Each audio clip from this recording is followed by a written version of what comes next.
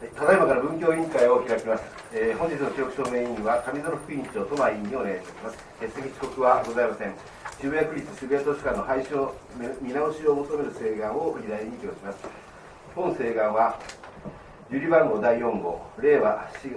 4年3月15日受理、渋谷区広尾宮崎さんほか5763名から提出されたものです。本請願の紹介議員は小田博美議員、吉田佳代子議員、金子康之議員、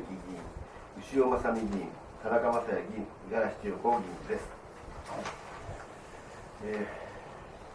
本請願について紹介議員である小田博美議員から説明を聴取することにご異議ございませんか。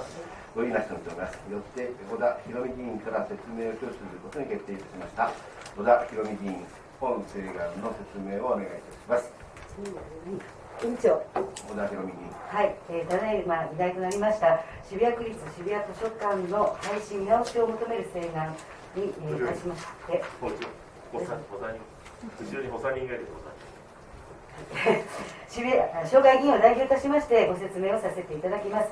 この請願趣旨ではありますけれども、この間図書館の必要性については委員の皆様方には慎重にご審議をいただいてまいったところでございますので、図書館の必要性については割愛させていただきますが、こちらの文書にもありますように、渋谷図書館は大正4年東京市立の図書館として整備され、昭和25年に東京都から渋谷区に移管された歴史ある図書館です。渋谷区立第1号の図書館でもあり、まさしく日本の図書館の歴史と共に歩んだと言えるのが渋谷図書館でもあります。昨年急に廃止条例が出された後、12月に地域関係団体へ地域説明3回、計60人くらいの方への説明以外は行われておりません。図書館を廃止することは地域にとって重要な公共施設に対する変更にもかかわらず、区民住民に十分な説明がなされたとは言い難い状態です。またこの間、生活環境空間の一部でもある図書館が地域でどのように存在するのが望ましいかの意見や要望を行政がしっかりと聞き取ってきたとも言えません。このような中で地域住民が混乱する中、本定例会区長はまた突然、広尾中学校を建て直し複合化施設として図書館を併合すると発言をされました。地域に図書館は残す方向だからという抽象的で一方的な発信はあまりにも乱暴すぎて、請願者5764名は受け入れがたいとの思いです。このまま条例が廃止されることは、区民住民利用者に対して要望など渋谷図書館についての議論の場を失わせてしまうだけではなく、行政への信頼も失わせてしまいます。笹畑発まちづくりや住民も参加して丁寧に進められてきたように、東広尾地区の図書館の在り方については、区民住民のまた利用者の声に行政は耳を傾け、共に地域の公共を考えるべきです。現在教育委員会が示している広尾中学校の複合化も計画などは全てがこれからです。複合案も見直される可能性がないとは言えません。また現在の場所にある渋谷図書館についてもどうしていくのかの方向性が全く決まっておりません。そのような中で条例廃止だけが先行することに多くの区民住民は納得をしておりません。複合化含め地域住民区民の希望を汲み取りながら図書館の在り方を考えていく必要があると請願者の皆様方の思いです。何卒渋谷図書館は休館とし、渋谷図書館は条例に残したまずは再生計画をしっかりと作っていくこと、歴史ある渋谷図書館の名前を残すこと、宮崎さんら5764人の請願者の祈りでもあります。ぜひ条例の存続の重要性をご理解いただきたく、ご審議よろしくお願い申し上げます。ご質疑お願いします。はい、我々今の説明は聞かせていただいたんだけど、まず一つはこれ結語のところで、地域の教育文化の拠点として現在の地域に存在させるべきって書いてあるのね。でこの現在の地域に存在させるべきっていうのは、今のレンガ造りの大正4年のね、あなたが最初に言ったそこの土地に存続させようとするのか、広い地域って書いてあるから広い意味で、まあ、この東とかね時山とかあの地域に、まあ、存続させようとするのかどっちをおっしゃってるのかちょっと僕には分からないので、まあ、それをお聞かせいただきたいのが一つ。それとあとまあこうつらつらつらって文面読ませていただくとこれあたかもこの図書館自体がなくなってしまういわゆるその機能が失われてしまうっていうロジックになってるんだよね。それは分かると思うんだけどでもそうは行政の方は言ってないですよね。いやいやだからその条例云々とかじゃないよ。だからこのいわゆるこの地域の図書館機能として10館体制は堅持します。それは本会議答弁で言ってるからね区長が江川さんの質問に対して後で議事録読んでもらえば分かる言ってるの。それが一つとそれとまさにそのさっきあなたが説明した通り広尾中学校の複合化の中でやっていきますという基本方針を示してるわけだね。それは図書館機能をそういうふうにするって話でしょ。そういう明言してるんだけどこのロジックはまさにその部分を全部喪失させてしまうという話になってるんだけどそこはちゃんとご説明されたんですか。それ知っててこういう文章になってるのかその意見を教えてください。はい、委員長。小田博美議員。はい、こちらの請願なんですけれども、まさしく昨年の第4回定例会で区長が渋谷図書館条例を廃止するという表明をされた後、またこの当委員会におきましては慎重審議ということで継続審議になったんですけれども、その際の状況を含んだ内容としてなんとか図書館を残さないで図書館機能は重要ですよということがこの文言の中に入っています。私冒頭このことについては当委員会で、慎重審議ということで委員の皆様方が図書館の必要性地域住民に対して図書館という公共空間というのがどんなに重要かというご議論を尽くしていただいたことを存じ上げております。で、この中の文章におきましてちょっと今の状態と違うんじゃないのというご指摘は確かにあると思いますが、時間の流れの中で審議されていただいたことをまず一つ言ってありますと、まずはじめにご質問いただきました地域に残してほしいのか今の図書館を残してほしいのかっていうご質問に関してはこれ本当に難しくて正直言えば皆さん今の状態で残していただきたいっていうのが大きな声でもあります。ただ行政からの説明や当委員会での説明もの中で大変老朽化が厳しいそのまま存続するのは難しいというようなことも承知した上であればぜひともこの地域の中その10館体制が存続されるということであれば今の渋谷図書館がある、半径何キロとは言いませんけれどもその同じ地域できちんと図書館機能を残してもらいたいっていうのが今の思いだと思います。ただ今般区長が複合化して広尾中学校の中に図書館機能を入れるんだから別になくすわけじゃないんだよっていう話もいただきましたがこれ本当に具体的な計画案が出てこないうちは修繕修復するよと言っても1年後には廃止するよという事例が過去にもございましたのできちんとその点は具体的な計画が示されるまでは今の条例を廃止するべきではなくそしてこの条例を生かしたまま渋谷図書館が地域でどのように存続されるのが望ましいのかをきちんと示していただいてから結論を出していただきたいという思いだと思います。以上一部の職員議員の小田さんの認識がそういったことであれば全く今回のこの請願の趣旨そのものは満たされてるだろうなって俺は思うのよ。で ましてやなんつうんだろうこれはもう意見開示になっちゃうからあんまりくどいこと言わないけどそれはもう言いません。だからいずれにしてもあなたのロジックとしてはどうしてもねゆるゆるやるんだっていうしか聞こえないんですよ。ただ住民の皆さんは早く開設してほしいっていう思いが強いと思うね。だってそうでしょ。私がもし当該地域にいたら早くもその機能を回復してもらいたいと思いますよ。で今の教育委員会あるいは区長部が示しているのは令和8年ですよ。であなたの言ったようなやり方を取ったら令和8年とてもじゃないけど言うと私は思えない。だからそんなことも含めて私はこの請願の趣旨っていうのはそのまま読み止めでは別にその機能を残してもらいたいって話に尽きると俺は思ってるんだ。だからちょっとさこれ余談の話を一言させてもらうけど、もう本会議では口はそうやって明言してるわけだ。で協議委員会もそのスタンスをちゃんと言ってるわけだ。でこれから地域に下ろしていくって話になっててにもかかわらず共産党の俺は定例が始まってからの共産党の街頭演説聞いてたんだけど、図書館がなくなります、図書館がなくなって10館体制が崩れます、だから署名してくださいっていうのは街頭でやってたんだ。それは全く俺は嘘だと思ってるよ。それはね住民に対する欺瞞だね。そういうことをするような政党は俺は信用できないけども、そういうことをやりながらそうやって署名活動してること自体が俺は問題ある。これは意見だから以上です。いいよもういい。他にございますか？いいですか？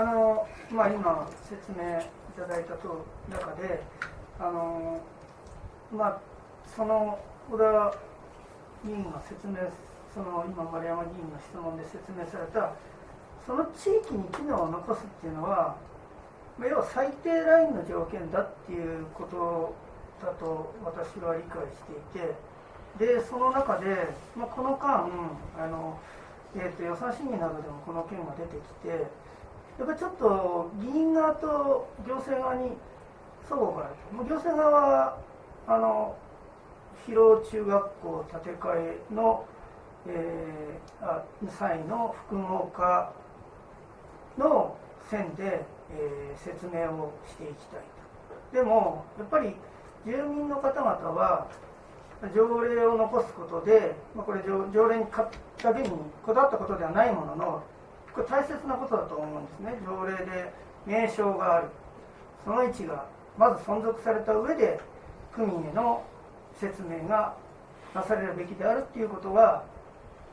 ベースであると。そっちがまずベースであるということは間違いないか、その点だけ一応確認します。ベースにあるのがその位置を残して名前を残したまま審議していくことが希望なのかというご質問。希望というか、まずね、それは一人いいですか、一応。もう一度言うと、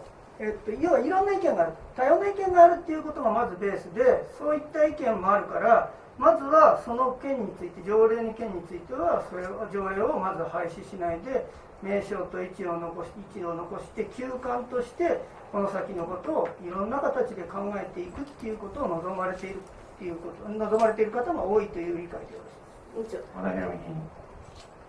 はい、その通りだと思います。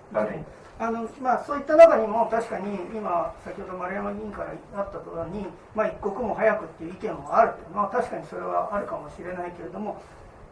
これもちょっとあんまり蒸し返してもあれですが、そもそもこういった状況になってしまった行政には責任があって、その行政の責任っていうのが一定やっぱり、行政側が感じるのであれば、まずは丁寧なね、先ほど言った私は小田議員が言った一定の時間をかけて、それももちろん時間かけすぎるということは私もどうかと思いますが、ただやっぱり行政側からはフロットの形で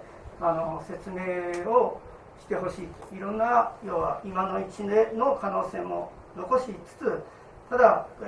行政側がそういったプランを出してきたんであれば、それにも、そういったものにも、全く完全に否定はしないと。ただそれも計画通りに進むかもわからない中で、不安もあるので、一定のちゃんとやっぱり丁寧な説明が必要だっていうことだということでいいですか。委員長。はい、その通りでございますけれども、その多くのこの署名いただいた皆さんとか多くの声はやはり全てにおいて一方的であるし突然である。廃止条例も突然である。広尾中学校に複合化するのも突然である。全てが行政側からのその地域公共に対して一方的な意見の押し付けであり、やはりそれは受け入れられない。そして多くの方が知らなかったっていう声がたくさん聞いてます。多分皆様方の会派にも地域住民の皆さん方から直接的にですね、切実な声とかやっぱり図書館についてのお声っていうのが届いているかとは思いますが、そのほとんどがやはり現状を知らないままなぜこういう状況になったのか、それを知りたいという声が多数あります。ですのでやはり今丸山議員からも、地域に残す方向で、行政も取り組んでいくっていうことがありますけれども、それも含めてきちんと地域の皆さんと、そして区民の皆さんと、そして利用者の皆さんにご説明をし対話をすることがまず先決であり、そのためにも条例廃止が先に来るのではなくて、それが行われた後に考えるべきだって。でまたこの間区長の発言によると、渋谷図書館という名前にもこだわらないっていうこともちょっと聞き及んでおりますので、そういったことすら住民の意見は取り入れられずに、勝手に例えば楽しい図書館とかになってしまったらちょっとどうなんだろうっていうのもありますから、そういった進め方、手続きについてもまずは住民の声を聞いて、その手続きを進めていただきたいという思いであります。一応丸山委員。俺議員、それ言い過ぎだね。言い過ぎだよ。だってさ、区長は住民の皆さんの意見を聞いて決めていくっつってんだぜ。だからその渋谷図書館の名前にこだわらないっていうのは、皆さんの意見を聞いて、じゃあ広野なんとか図書館になるのかそれは分からんのが、これからまさに説明しながら対話をしながらやっていくって言ってんだからさ、それをさ一方的だ押し付けだって言ってるのは間違いだと思うよ。あなたのその議員としての認識が俺は違うと思うな。それは意見としてはい。基本的に今度のね条例は渋谷図書館を廃止をする、その意思もなくす、名前もなくす、削除するという条例なわけですよね。そういうことで住民の皆さんにも全然事前に説明もない、そして議会にも一切説明もないまま条例がどんどん出てきた。それで住民の皆さんがね、大事な図書館をどうしてくれるんだ、守ってほしいということで、多くの皆さんが署名に賛同してね、5764人というね、大変大きな数が集まってるわけですよね。そういうことですから、和田さんと和田議員としては、住民の皆さんの声をどのようにいろいろ聞かれたと思うんだけど、そういう中で感動したとか思いをどういうふうに受け止められたのか、改めておっしゃってもらいたいと思いますけど。和田博美議員。私の受け止めは今ここに座っていることが全てでありまして、やはり多くの皆さん、先ほど一方的だということがちょっと言葉が過ぎるということだったんですが、本当にいただいている声がそういう声なんですね。私当事者じゃないですけど、東2丁目のすぐそばに住んでるってことも現状にあるのかもしれませんけれども、本当にご近所の皆様にけしからんと、なんだよ何も説明ないじゃないかと言われるたびに、私自身も心苦しいですけれども、その声をしっかりと行政に届けていくのも私の仕事だと思うからこそ今回紹介議員にもなっておりますし、なんとか丁寧に運んでいただきたい、丁寧な手続きを行っていただきたいというのが私の今の心情です。はい。先ほどね、共産党のということで、なんか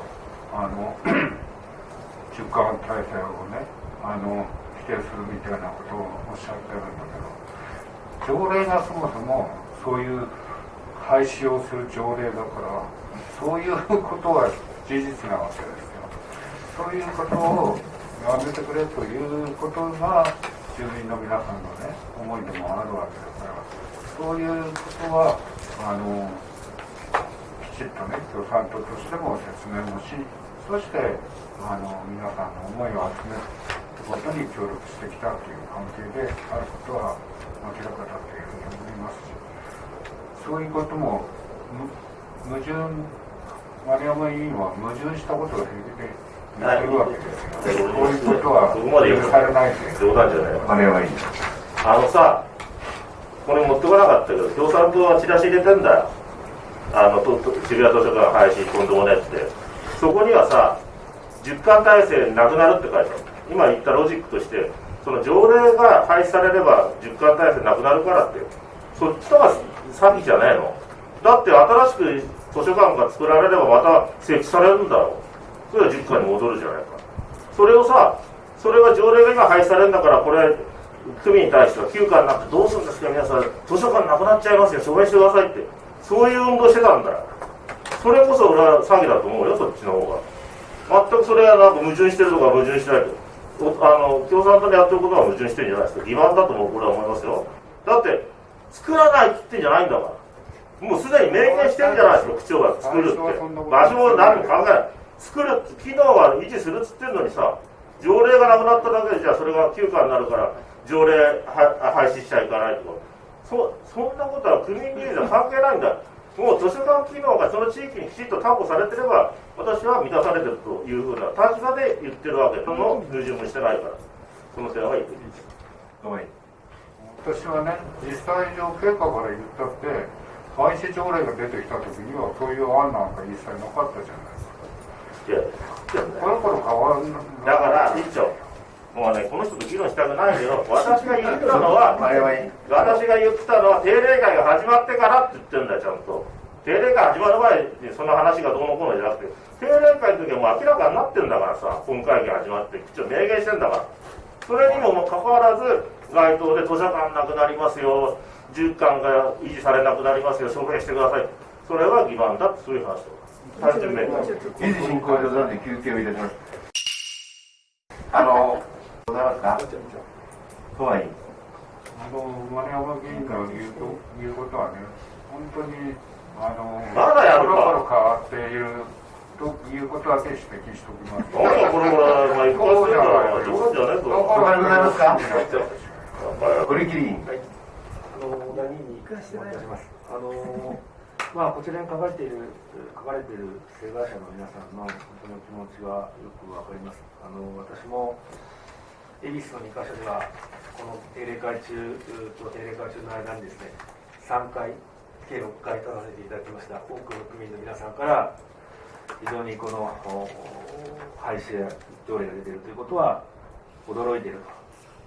すごくその、切実な気持ちをお聞きしております。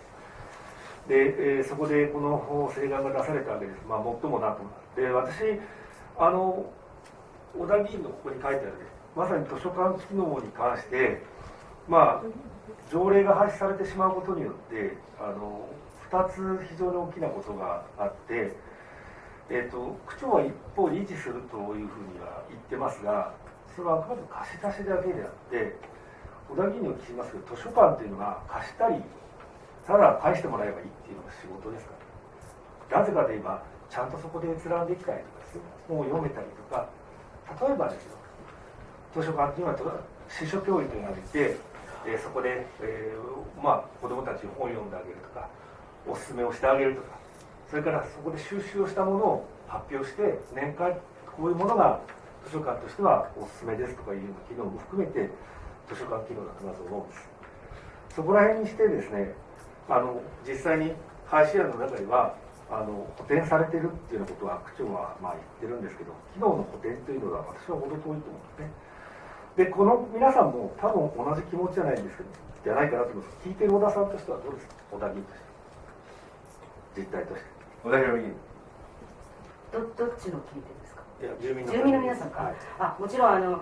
そうですね、小さい頃から渋谷図書館に通って本を借りて、成人した時にはまた仕事の関係の本を借りに行って本当に親しんできた。または家が狭くって、まあ、そういう事情の家とかも東に多いんですけれども、図書館に行って受験勉強をしてきたとか、また近くの保育園の子どもたちは、まあ、休館するまでは毎日のように渋谷図書館に行って紙芝居または絵本を親しんで楽しんできたと。本当にそういった生活の一部だった渋谷図書館がなくなってしまうことが本当に悲しいという声が多かったです。で、まあ、晩年というかもちろん老朽化が激しくなったので、昨今ではものすごく施設が傷んで、また匂いなどもしたりとかして、そのことを嫌がるというよりは本当に心配してて、なんとか修繕してくれないかなっていう思いでずっと来たんだけれども、やっぱりダメだったのかねっていう声も聞きますし、私が聞いている限りでは本当に生活の一部として、利用されている方がこんなに多かったのかということを逆に驚きにも感じるくらいでした。続けてもう一点お伺いしてます。私もこの間行政側からの話と、議会側の議論もありましたし、区長の会議の、ご説明もありました。ただその中でやはりこの廃止、いや物理的に一時的に休館することと条例ごと廃止するってことは全く違うと思うんですね。やっぱり、結果的には10館体制、9館体制になってしまうと。さらにはその、名前、皆さんが親しんでいる文化的な意味で渋谷図書館という名前も皆さんが議論するまでもなく消えてしまうと。そこら辺の意味もですね含めてこの請願はやはり出されてるんじゃないかと思うんですが、どうですか、側員としてそういうところありますか。小田議員。先ほど来からご説明しているままのことではあるんですけれども、拙速にですね進められているという印象が強いからこそこの5764名の署名が集まっていると思います。この先ほど来米田議員から署名の在り方についてもお話が出ておりましたけれども、先ほど申し上げましたがこの署名は前回第4回定例会の後、条例案が継続審議になった時に住民の皆様方が、区民の皆様方が皆さんで持ち寄って書かれた文書だと伺っています。そしてそのことをもって署名が始まったのは昨年のその4定の後からです。私の知る限りの保育園の保護者の皆様方が200名の人の署名を集めたとか、本当にお一人お一人の住民の皆様が声を掛け合って街角に立って集めた署名なんです。もちろん共産党の皆様方もご協力いただいたのかもしれませんけれども、この5764名の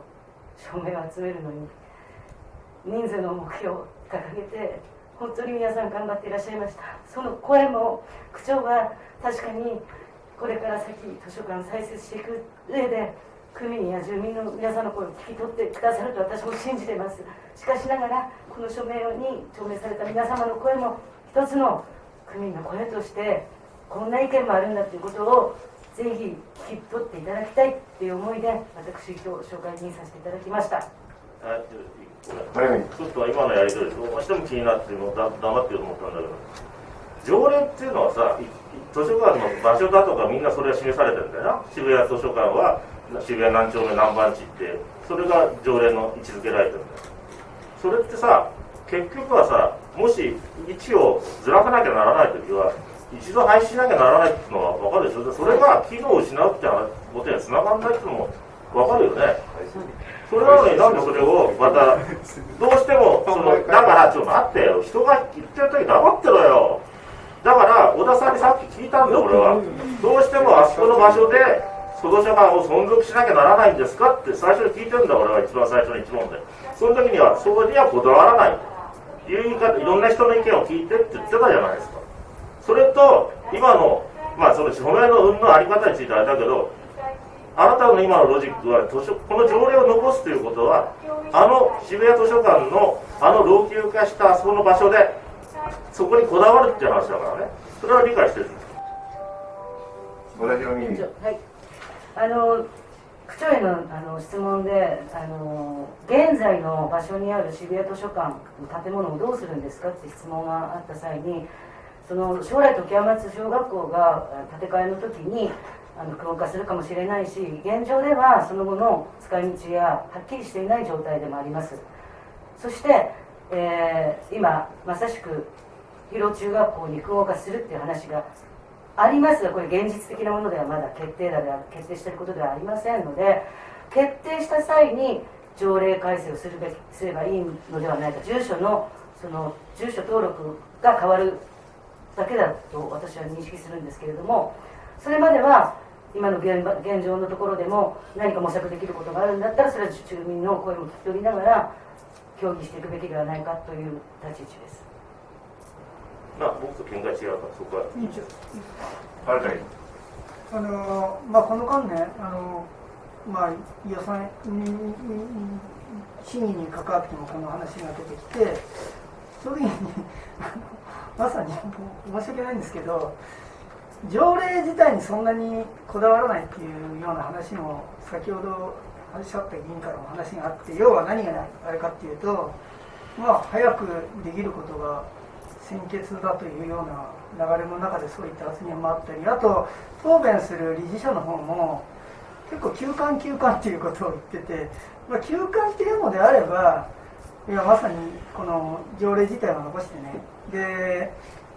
しっかりと説明をして、一定期間それを区切るとしてもですね、説明をして、でやっぱり、今小田議員が話をしたように、いろんな多様な意見を聞いていく時間を取っていくべきだっていうことだと、私自身はそれは理解をしております。その上でやっぱりこの5763名の方っていうのは、もうすでに一定のその現状等を説明をした60数名っていうのの100倍近い人数ですよね。そういった人たちに対してやっぱりこれからどうするのかっていうことが十分に説明がなかったまま、じゃあこの広尾中学校複合案がありますということで、今後それを軸に説明をしていくとすれば、私はそれはやっぱり全く住民の方たちにとっては納得できないんではないかと思いますし、それがまず必要で、そのベースとなるのは、まずはこの名前と位置というものは今のままでスタートするっていうことが大切だというふうに理解をしているんですが、そういったことで改めてこれについてはそういった考えたということでよろしいですか。小田裕二まさしく先進的に福岡の中に図書館を入れていただくというお話も出ているところではありますけれども、その話を進めていく段階においても、現在の条例を廃止するのではなくて、現在名前と場所を残したまま次のステップをどうしていくかということの踏み出しをしていただきたいということです。委員長、先ほどご説明いただいて、本当に地元を中心として区民の皆様の声っていうのは、確かに私ども会派の方でも本当にこの条例が出た時から伺ってきました。でもちろん今回先ほど丸山委員からもあったように一時はいずれにしても今の状況の中でもうすでに先月のちょっと空調というか暖房もなかなか厳しい状況になってて休館をせざるを得ないという状況が約1ヶ月ぐらい続いて、サービススポットのみの提供ということで続けて継続して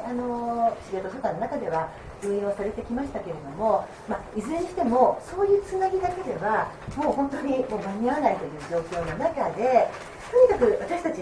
本当に地域の皆様からいただいた声は、切れ目なくやっぱりサービスの提供はもう滞りなく進めてほしい。本当にこのサービスを一時も休まずに本当にこの渋谷図書館の機能は、十分な機能が建て替えのいろんなさまざまな状況の中で全てを包含するっていうことは難しいかもしれないけれども、ただその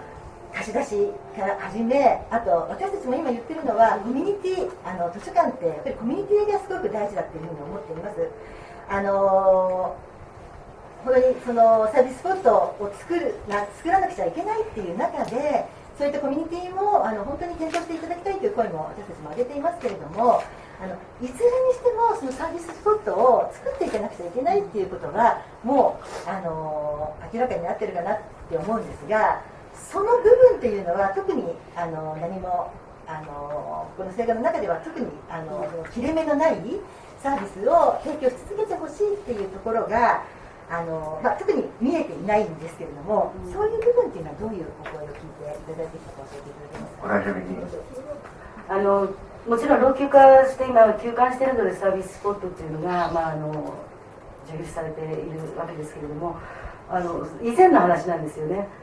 その図書館をなくすのかなくさないのかっていうところからもう始まってしまっているので、サービススポットっていう考えがそこにはちょっとあまりないわけですよね。サービススポットというとどうしても貸し出しとか返却の窓口っていうイメージになってしまうので、それだけで終わられても困るのでっていうのを図書館を存続させるっていうことがまずスタートにあるということです。でもちろん図書館はなくさないよっていうご判断のお話たくさんいただいてますので、渋谷図書館はなくならないっていう思いはありますけれども、であればなおのこと、渋谷図書館現在のものが新しくなるだけのことであれば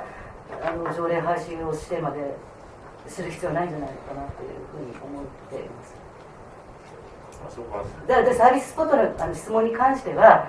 今この請願の中にあるのは図書館の存続をちょっとお願いしてた内容になってますので、サービスでご意見として私が区民の皆様、近隣の皆様からサービススポットどうなるのっていう質問は受けたことはないです。はい、サービススポットっていうかやっぱりすごい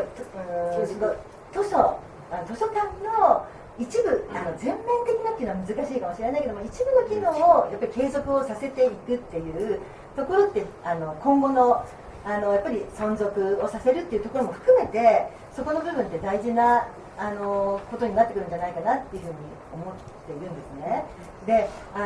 ぱりそこのありきでないと、やっぱり区民の皆様、地元の皆様もじゃあ一時建て替えするとかそこに残すにしても必ずそこは休館をしなくちゃいけないっていう状況になる中で、その時にはどうなっちゃうんですかっていうような声って結構私たちも伺ってるんです。だからそういう部分っていうのがなんかここの中にちょっと見えなかったので、そういうところっていうのはどうだったのかなっていうのをちょっと聞けたかったので伺いました。で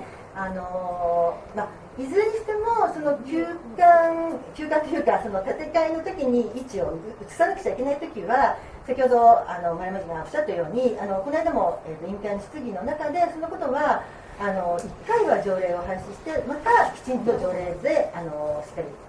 それを配置を設定をしていくっていうことは事務的なことなのかもしれないんですけれども、そういったことはやらざるを得ないっていうこともちょっと私たちもきちんとした認識も伺ったので、それに関しては廃止っていう今回の条例が全くなくなるってことではないっていうことも一つ認識の中には私はちょっと持っていなくちゃいけないのかなっていうふうにちょっと思っているので、ちょっとそれを意見として言わせていただきます。他にございますか。他になければ質疑を終了することにご意見ございませんか。ご意見なしと認め、本請願の紹介議員に対する質疑を終了いたします。議事進行上で引き受けいたします。